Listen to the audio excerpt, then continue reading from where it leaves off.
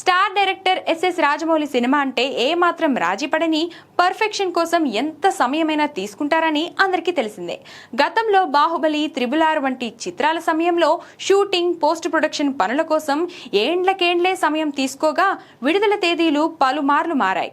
కానీ మహేష్ బాబుతో తెరకెక్కిస్తున్న తాజా చిత్రం వారణాసి విషయంలో మాత్రం జక్కన్న సరికొత్త స్ట్రాటజీతో ముందుకెళ్తున్నాడు.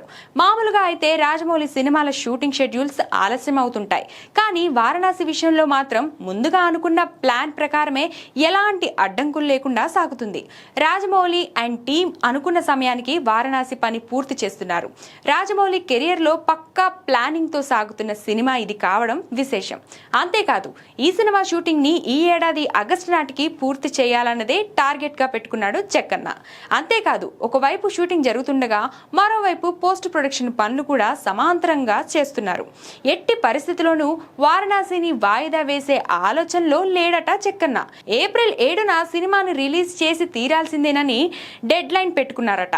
అయితే బాహుబలి, త్రిబుల్ ఆర్ లాంటి సినిమాల తర్వాత అనుకున్న సమయానికి వారణాసిని థియేటర్లోకి తీసుకురావాలని రాజమౌళి పట్టుదలతో ఉండడం హ్యాపీనే అయినా ఆశ్చర్యకరమే అని చెప్పాలి.